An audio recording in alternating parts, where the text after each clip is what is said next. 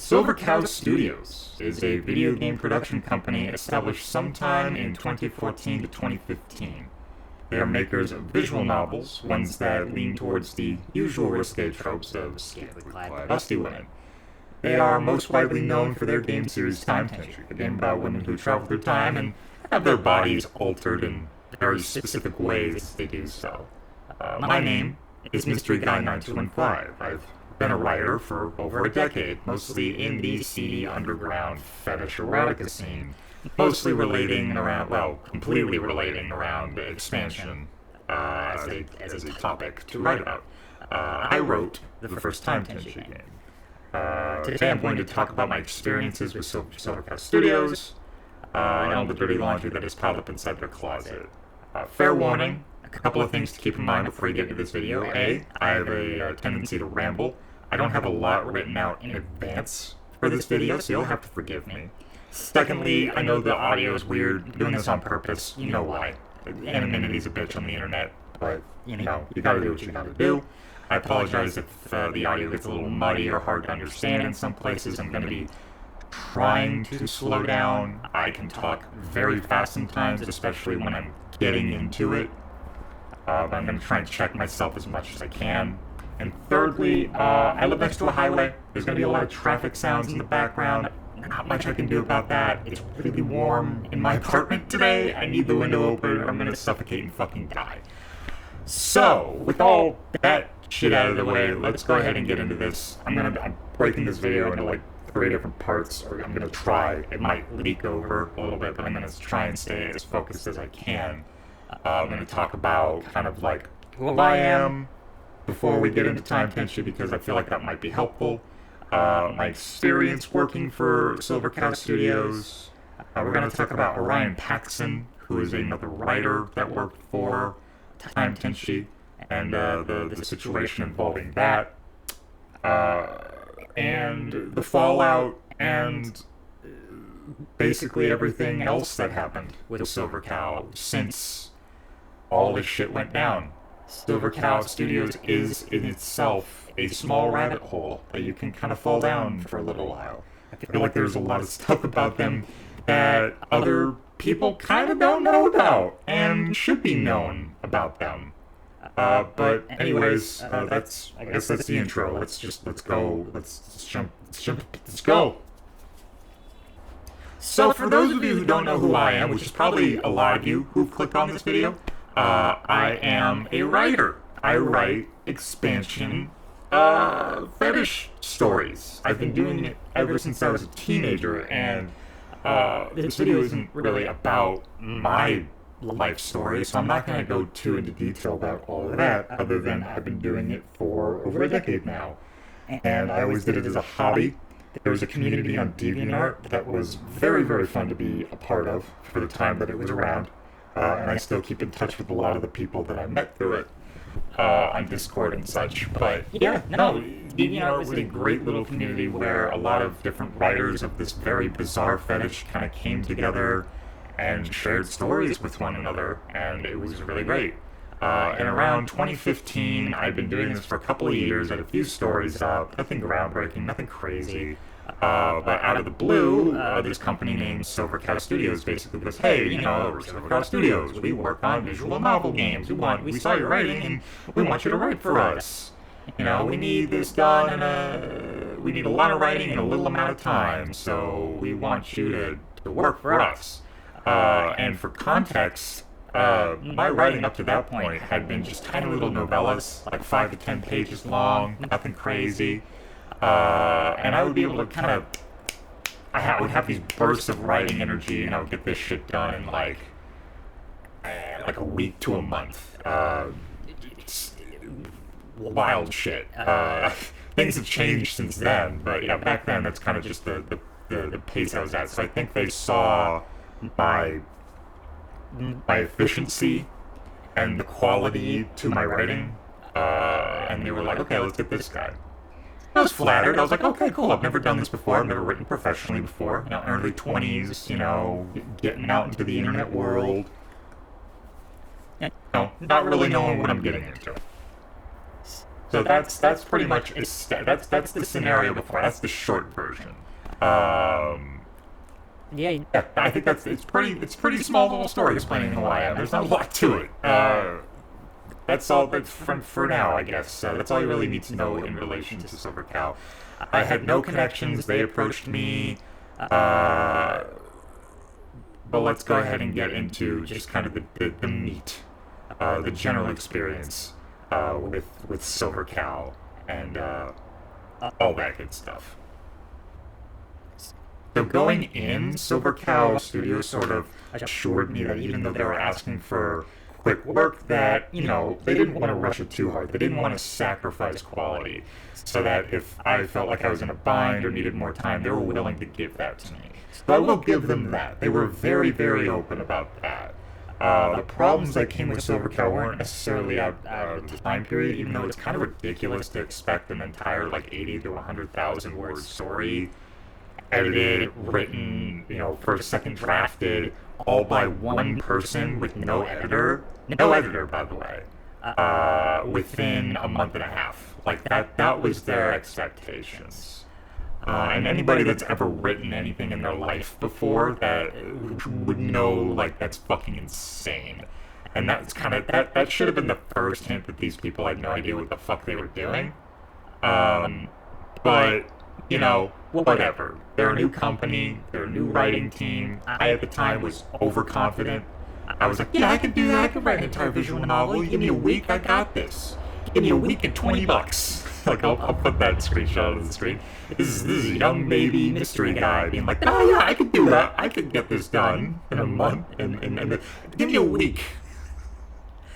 In that week, I start to realize, oh no, this isn't gonna be as easy as I thought. Like, reality smacked me hard in the face. So my gung-ho attitude definitely didn't help me, and I was not, unfortunately, able to deliver on the confidence that I went into. But regardless, like, the fact that they were like, you know, what's your going rate? It's like, I don't know, you're a company? Maybe you should, like, have that, like, what do you pay your employees? I'm sorry, why are you asking me what I want to get paid? You go ahead and tell me what you're offering. Again, early 20s, I've only ever had one job in retail before. I don't know how this shit works. I know how it works now, which is why I'm making this, because now I'm an adult. And I know some people say, well, you were 20, you were an adult back then. Room for argument there. I didn't act like one, that's for goddamn sure. I may have physically been an adult, wasn't even close mentally. They gave me time. Whenever I asked for time, they were giving it to me. They seemed annoyed by the end of it. And they were kind of like, all right, come on. But they were never, like, crunching me too hard. I did make a lot of sacrifices.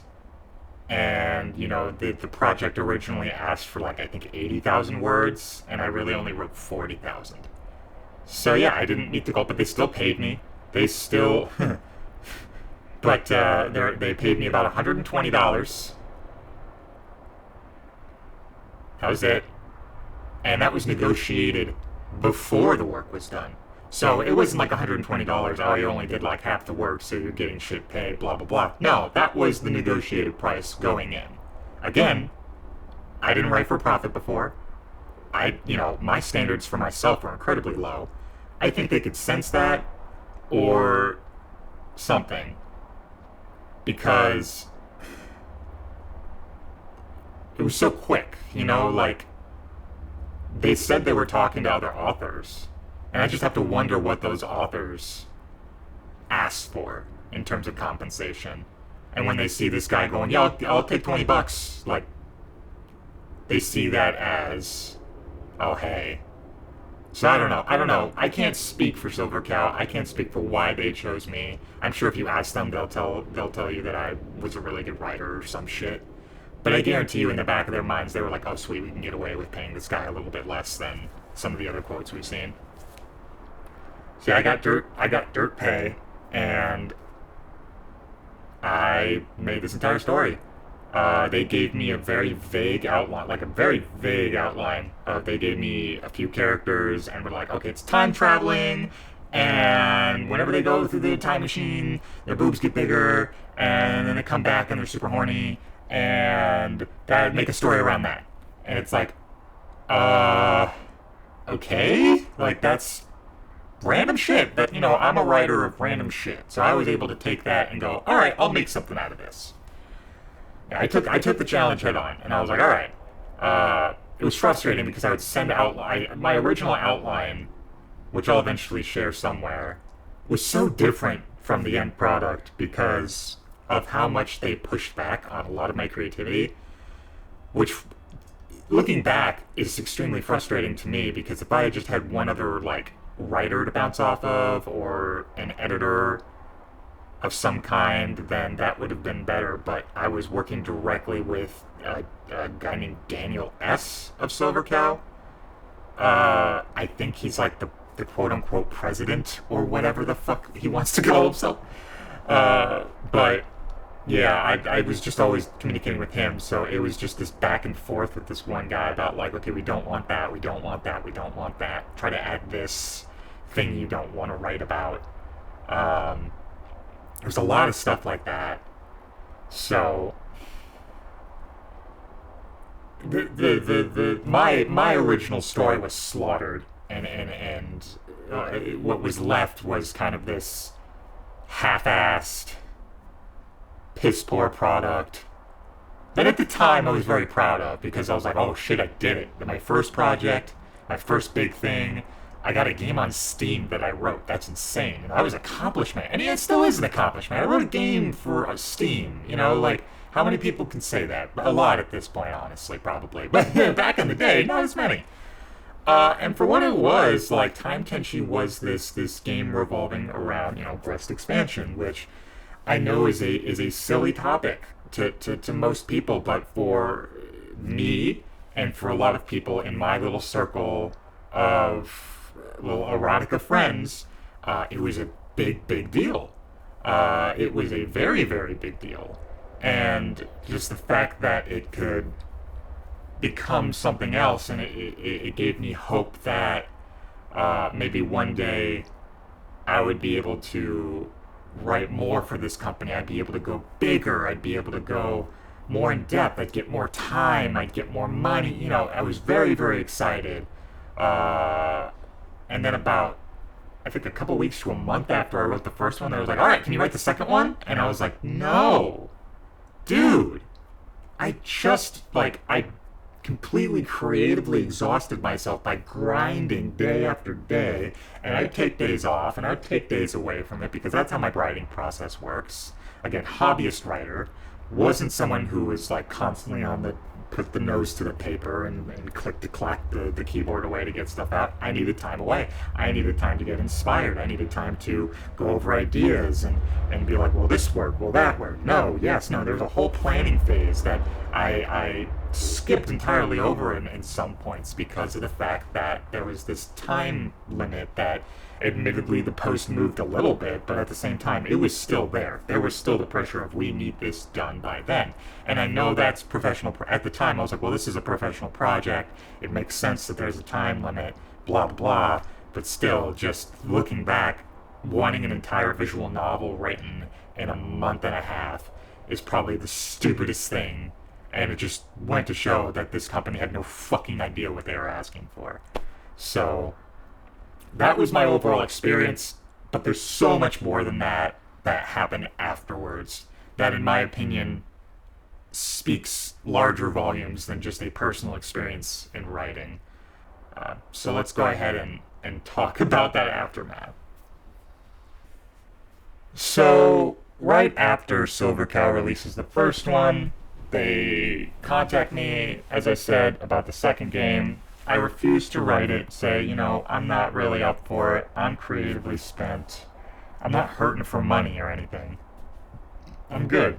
You have my blessing. Give it off to another writer. Good luck. Contact me if you need any editing help. And they did. They contacted me for editing help. I won't share those screenshots since they're personal emails. I'm more than okay with sharing an initial note and my own note back. I don't mind sharing those conversations because who gives a shit? That's us setting up a deal. But we did have some other emails where we talked about other information. And one of which was them emailing me essentially being like, hey, can you edit the second game? Essentially. And I refused. Because they were asking, hey, there's this muscle growth scene that we want removed, this part where she turns into a snake, we don't want that, can you remove that? They were essentially asking me to rewrite the entire ending half of the game. And they were offering to pay, same exact pay they were offering before, like $120. And I looked it over, and I read it over, and I was like, guys, at first I was like, oh, a little bit of editing, no big deal. Looked into it, dug around, and the more I went into it, the more I read into it, the more I saw how, the things they were asking me to remove were so integral to the plot. I was like, guys, I can't remove any of this. That's going to require me to write, another 20,000 words. Just a lot. I'd have to scrap this ending and write a completely new ending for it. Which, no, that's awful. There's another writer you could be asking that wrote this part. Why aren't you asking him to rewrite? You asked me to rewrite the ending. What's up with that? Did he refuse? What's up? So that happened, which was a little frustrating. And I just ended up passing. The second game comes out, I play it. It was good. I liked it. There's some weird stuff thrown in there, but the characters were all really well written, and the plot was fine, and I remember it being better received than the original.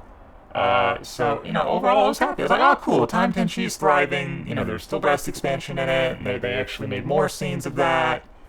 It was really interesting. It didn't really do much different in terms of exploring the expansion aspect of it, which is what I was hoping that series would go for.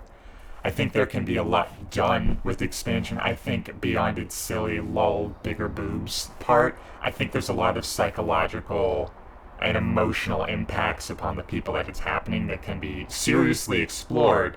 And I try to do that in my writing. And I wanted to do that for Time Tenchi, and I couldn't. Because I couldn't get too preachy in the game because I knew that people reading and engaging with this game would be annoyed by it. But of course, Silver Cow turned some stuff around and frustrated me. So I was like, fuck it, I'm putting preachy stuff in there anyways. There's a lot of spite towards the end of writing that story. But anyways, they write the second one, and then they're kind of silent for a bit, and then they approach me again, and they asked me to write Battleship the Shoujo. But here's the thing. They approach me and go, hey, don't write any expansion for this one.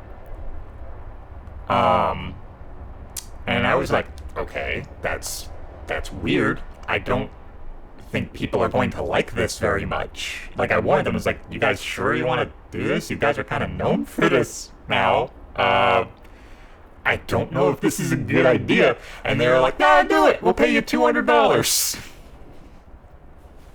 Once again, should pay. Once again, I'm still early 20s. This is only I think 6 months, 8 months after Time Tenchi. I'd have to check. I'll put it on the screen. But yeah, that happened too.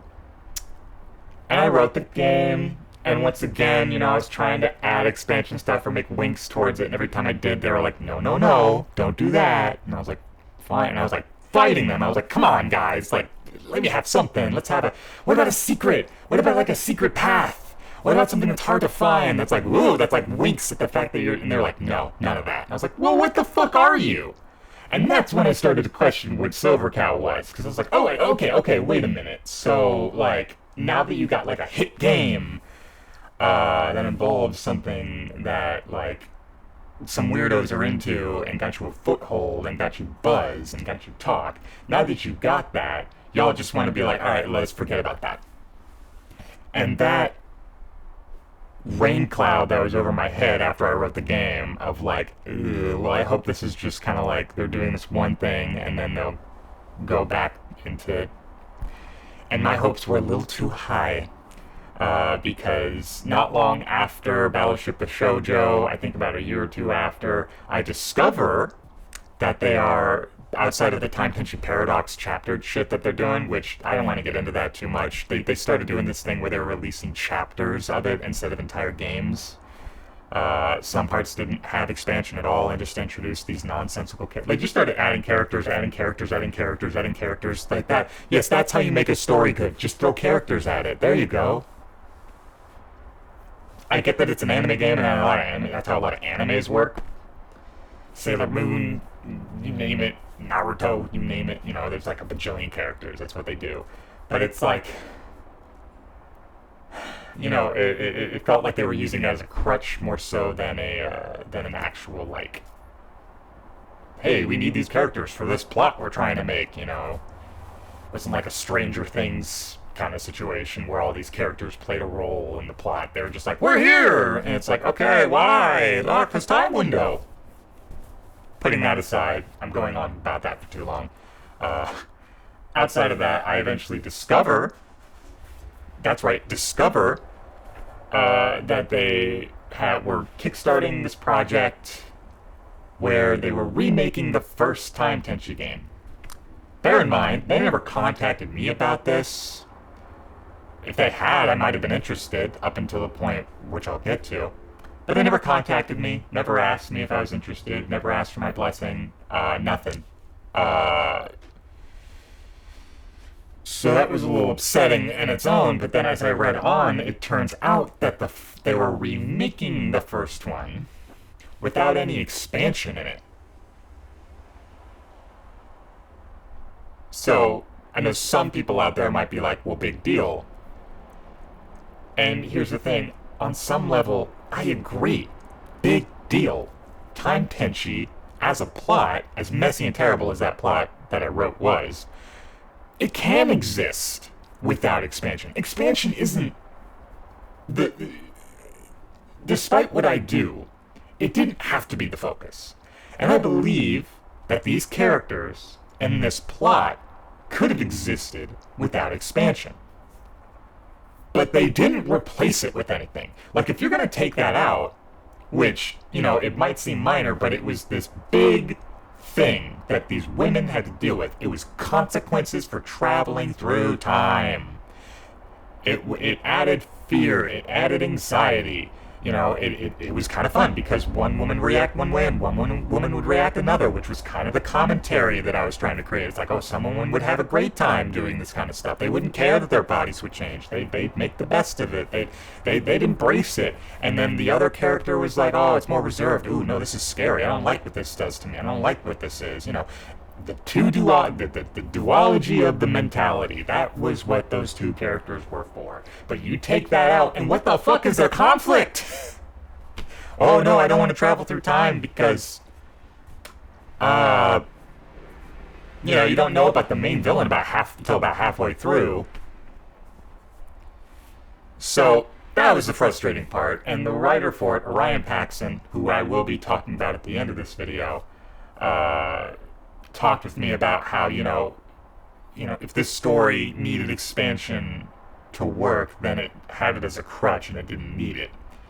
And Orion was very, very blunt and harsh with his thoughts, and I respect him for it. I know it drove people insane, but I respect that he stuck to his guns. As much as I disagreed with a lot of what he said, it's like, that's just how he feels about how this should have gone. I respect that. You know, I don't agree, but I respect it. But yeah, they completely removed it, didn't ask me about it. The entire community fucking revolted against them. We're asking questions that were never answered. There'd be a lot of critical comments that got posted that would be removed by Silver Cow.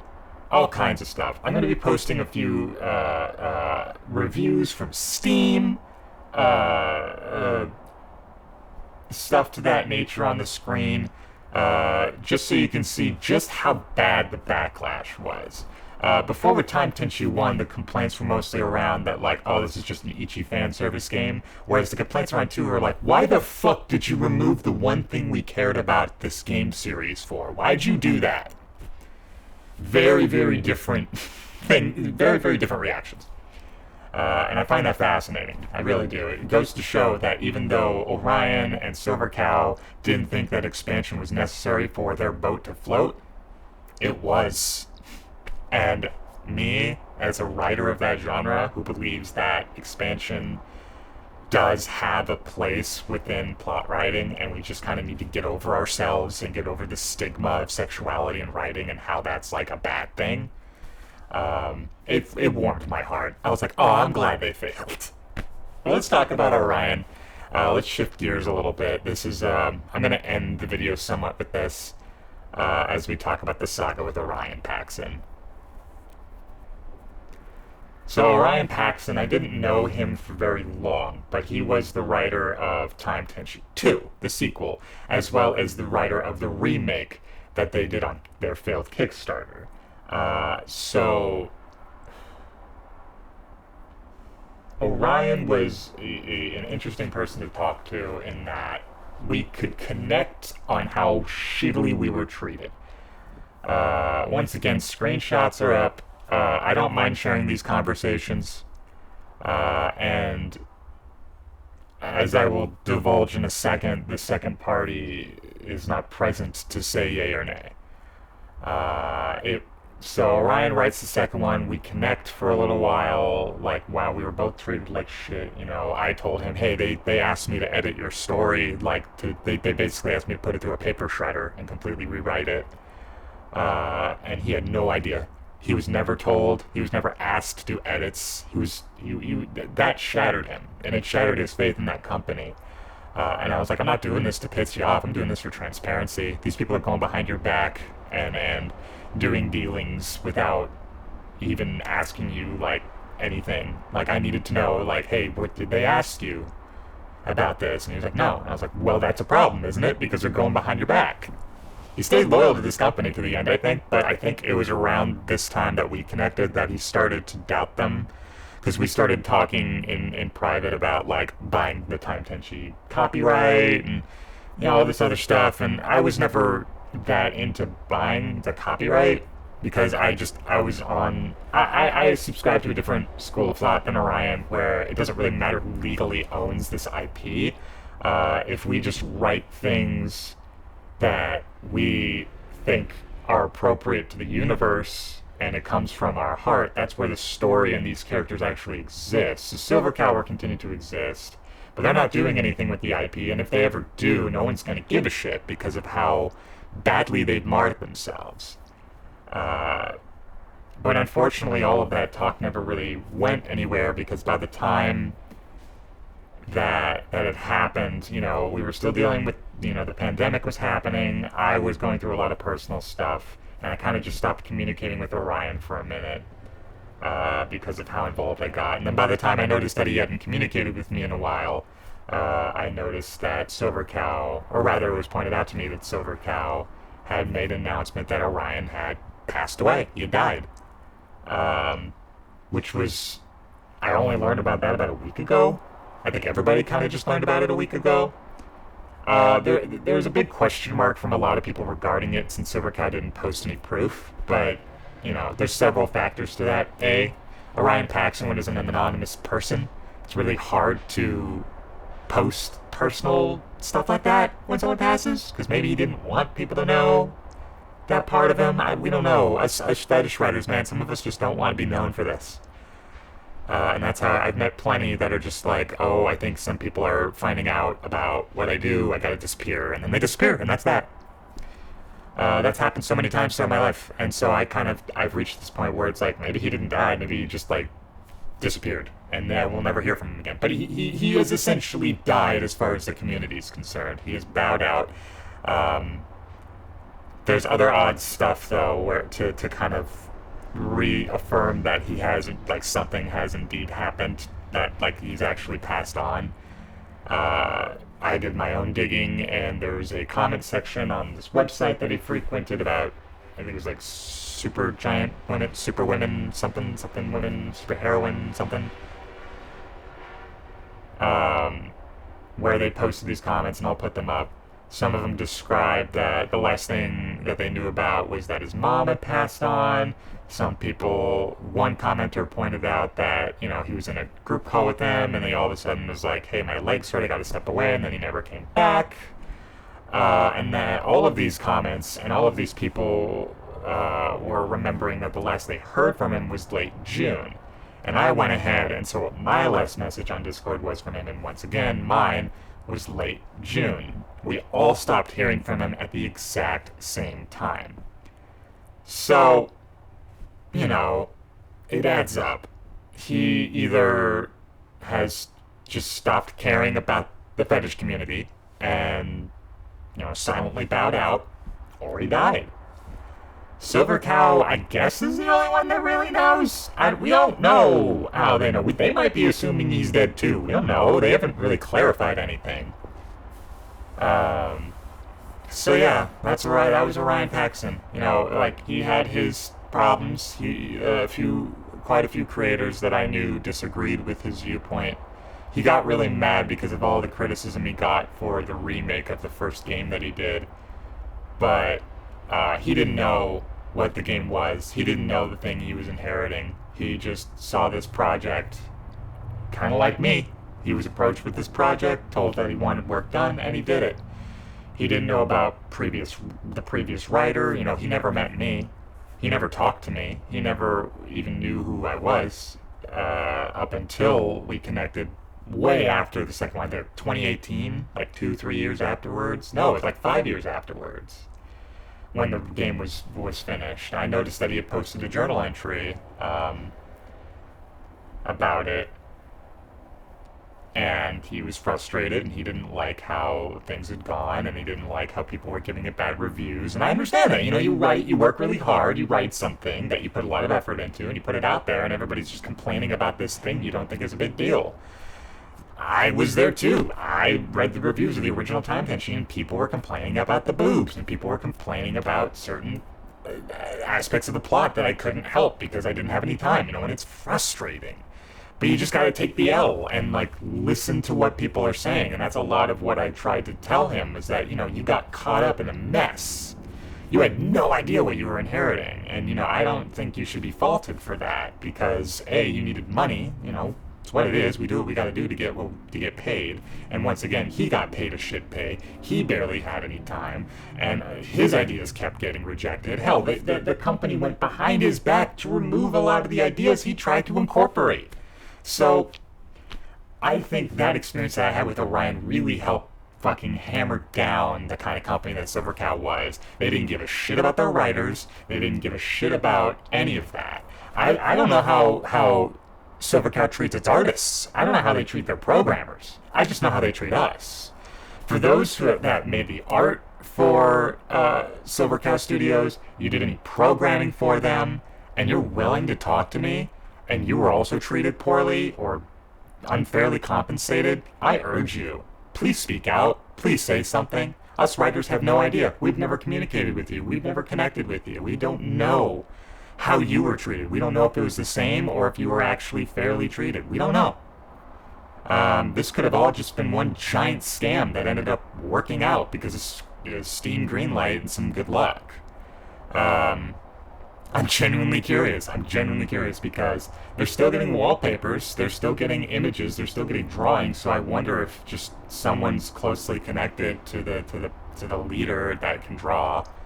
I don't know.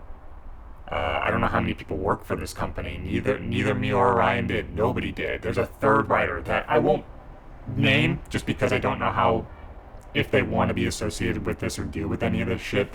Same story for this third writer. Had a bunch of ideas that they wanted to present, all got knocked down, all kinds of shit. So that's Orion. That's kind of the fallout. Rest in peace, Orion. I know I kind of pulled that out of the blue after that rant, but man, it's still just, it's weird to think about because I'm so used to writers just either silently disappearing, and creators in general just silently disappearing, either because they're just getting too old to keep up with it, or just they don't want to be associated with it anymore and they'd like to pursue other creative things without being attached to this part of themselves. It's a shame that people have to be ashamed about it or think that it will keep them from being able to do other things with their art. I understand the typecasting. I understand being caught under an idea. and that being expected of you. But, you know, I've seen it happen a lot. Um, but, you know, it's always a shame whenever it happens. But Ryan, if you're out there, man, hit me up. And if not, I hope you're doing well with whatever stage of your life you're in. Um, but yeah, rest in peace to a champ. Alright, in conclusion, Silver Cow is a terrible company. When they announced that Orion had passed, I retweeted it, essentially saying, hey, yeah, we know we bonded over how you treated us like garbage. Maybe not the classiest thing to retweet. I don't care, though, because it's true, and I want it to start getting spread around. I want people to know. Because Orion wasn't saying anything. None of the artists are saying anything. None of the programmers are saying anything. One of the writers that could have said something fucking died, maybe. So I'm all that's left that can really call this company out. And it's not a big company, and, at this point they're pretty much floundering. All they really post are, like, wallpapers. That's it. No programming updates. Nothing. So, this isn't me trying to, like, take down Silver Cow. Like, I don't care. Like, they're digging their own grave. I don't need to do that shit. But I want people out there to be aware of this. So in case you're some smut writer on the internet that's doing their own thing and making their own dreams happen, I don't want you to get caught up in this company, man. They're gonna mistreat you. They're gonna take all of your ideas and say no and be like, do this instead. And they're gonna pay you like shit, and they're gonna rush you, and they're gonna go behind your back to other people. They're scumbags. And this isn't me, like, spreading rumors or lies. This is my personal experience, not just my own, but other writers that I've communicated with on multiple counts. So, I guess this is a smear video or whatever. I don't mean it to be. All I really wanted to get across with this video wasn't necessarily to tank a company, but it was more just about, hey, this happened. And I want people to know that this happened, because I don't think really anybody does. And while in the grand scheme of things, nobody's going to know about this, I want my community to know about this. I want them to know the history of what I was associated with. I want the people who enjoy the Time Tenchi series to know. And I want people that shit on Time Tenchi because of how poorly written it is to exactly know why it was poorly written and why it was such a mess. No excusing, but it was written by a guy in his really, really young 20s. It was written a guy in his early 20s, undercompensated, no communication, all his original outline butchered to shreds, and a bunch of other, I kept getting forced to shove in scenes that had nothing to do with anything, and, make something out of it, and there was no flow, there was no, connecting creative through points. So if you're ever wondering why Time Tenchi Once is a mess, that's why. But it's also super important because it represented this idea that, yes, expansion creators can have their content on Steam and be catered to. If other games that are sexual and involve grabbing the anime titty or looking at the skirt or whatever fucking else can be on Steam, why not this? And is this really a big deal? Is this really that bad? That's the kind of shit that I thought was really, really good about Time Tenchi and had potential. But unfortunately, Silver Cow decided they just wanted to be another ecchi anime shit visual novel company. And they essentially picked out writers like me to be like, hey, get us an in. Get us into this community that we can exploit and make money off of before we get enough fame to just turn into something else. But man, it backfired hard. And I'm smiling because of how bad it backfired on them. And I think everybody in the community is. So, yeah, that's it. I'm sorry this was rambly in a lot of places. That's the conclusion and the outro. Fuck Silver Cow. Don't buy their games. Don't work for them. Watch them die. That's what they deserve. that's all I got. Yeah, thanks for watching. Don't expect any more videos on this channel. This is a throwaway channel that I made a bajillion years ago. And don't expect any more content. But spread this around to people you think it would matter to. Please, let people know about this. If you got a friend who knows about Time Tenchi or loves their games, loves Silver Cow games, let them know about this. Share this with them. This is directly from somebody that worked with the company and directly communicated with them and wrote for them and made shit for them and was discarded the moment they no longer had any use for me. So yeah, the end.